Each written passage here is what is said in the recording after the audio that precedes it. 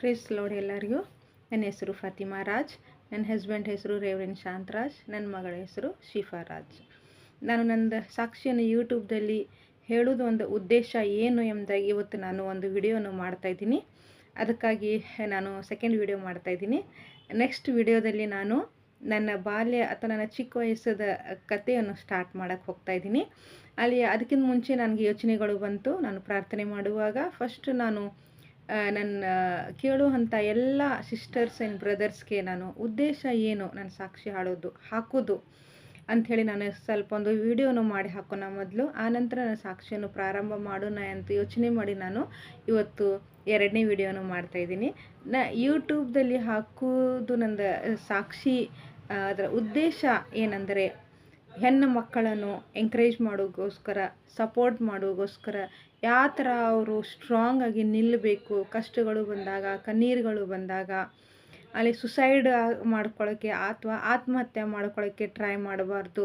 ಆ ಒಂದು ಉದ್ದೇಶ ಅವ್ರನ್ನ ಎಂಪವರ್ಮೆಂಟ್ ಮಾಡಬೇಕು, ಅವರನ್ನು ಬಲಪಡಿಸಬೇಕು. ವಿಶೇಷವಾಗಿ ಯಂಗ್ ಜನ್ರೇಷನ್ಗೆ ನಾನು ತುಂಬಾ ಸಪೋರ್ಟ್ ಮಾಡಬೇಕು ಅಂತ ಒಂದು ಉದ್ದೇಶದಿಂದ ನಾನು ಯೂಟ್ಯೂಬ್ದಲ್ಲಿ ನನ್ನ ಸಾಕ್ಷಿಯನ್ನು ಅಪ್ಲೋಡ್ ಮಾಡೋಕ್ಕೆ ಹೋಗ್ತಾಯಿದ್ದೀನಿ.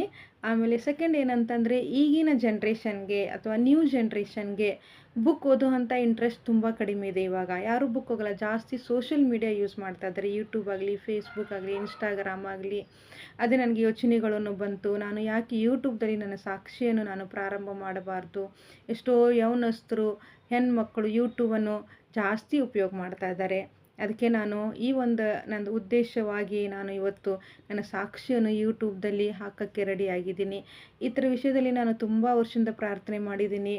ತುಂಬ ದಿನಗಳು, ತುಂಬ ತಿಂಗಳು ಇದಕ್ಕೆ ನನಗೆ ತೊಗೊಂಡಿದ್ದೆ. ಇವತ್ತು ಬಂದು ನಾನು ಯೂಟ್ಯೂಬ್ದಲ್ಲಿ ಎಲ್ಲರಿಗೂ ಮುಖಾಮುಖಿ ಆಗಿ ನಾನು ಕಾಣೋ ಹಾಗೆ ನನ್ನ ಸಾಕ್ಷಿಯನ್ನು ನಾನು ತೆಗೆದುಕೊಂಡು ಬರ್ತಾಯಿದ್ದೀನಿ. ನಿಮ್ಮೆಲ್ಲರೂ ಪ್ರಾರ್ಥನೆ, ಸಪೋರ್ಟ್ಗಾಗಿ ತುಂಬ ತುಂಬ ಥ್ಯಾಂಕ್ಸ್. ಕೆಲವೊಬ್ಬರು ನನಗೆ ವಾಟ್ಸಪ್ ಮೆಸೇಜ್ ಹಾಕ್ತಾಯಿದ್ದೀರಾ, ಸಿಸ್ಟರ್ ನಾವು ವೇಟ್ ಮಾಡ್ತಾಯಿದ್ದೀವಿ ನಿಮ್ಮ ಸಾಕ್ಷಿಗೋಸ್ಕರ, ಪ್ರಾರ್ಥನೆ ಮಾಡ್ತಾಯಿದ್ದೀವಿ ಎಂಬುದಾಗಿ.